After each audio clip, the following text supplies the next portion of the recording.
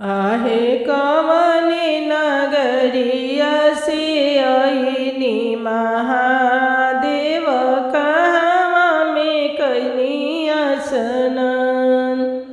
आहे कवने बिरिछी तरायासन लगवनी के कर से होई है बिया। आहे कवने नगरिया से अइनी महादेव कहवा में कइनी स्नान।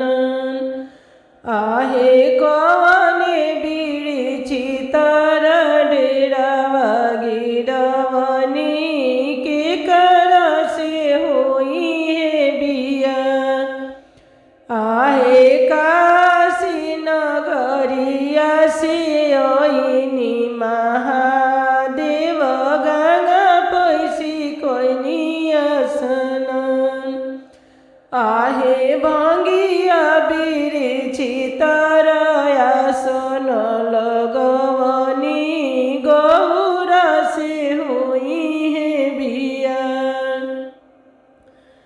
आहे काशी नगरिया से अइनी महादेव गंगा पैसी कइनी स्नान।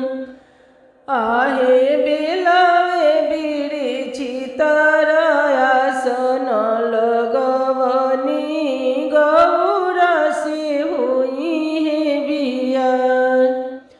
आहे नाही देखी शिवजी के आजन बाजन नाही देखी चंदन लीलार।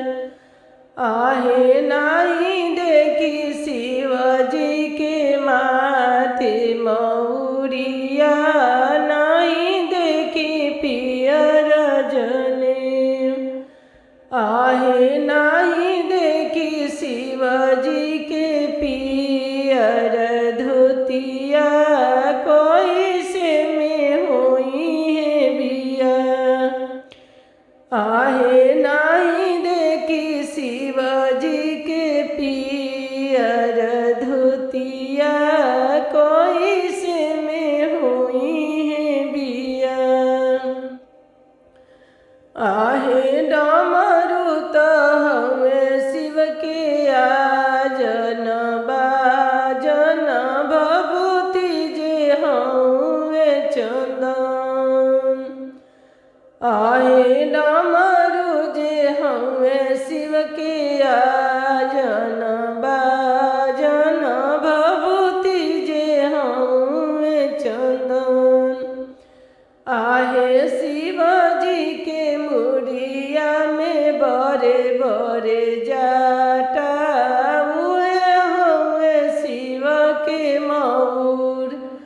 आहे शिवजी के मुड़िया में बड़े बड़े जाटा उहे हुए माथ के मऊर। आहे शिवजी के गलवा में नगवा के हरवा मिर्गा के छाला पियर धोती। आहे शिवजी के गलवा में सरप के मालवा डरवा में मिर्गा के छाला है उहे हमें शिवजी के पियर धोतिया। बासाह जे अइले बरियात। आहे बासाह बैलवा शिव के अइले बरियतिया गौरा से होई है बिया। आहे भूतवा परे तो शिव के हमें बरियतिया गौरा से होई है बिया। आहे कवने नगरिया से अइनी महादेव कहवा में कइनी स्नान। आहे कवने बिरिछी तराया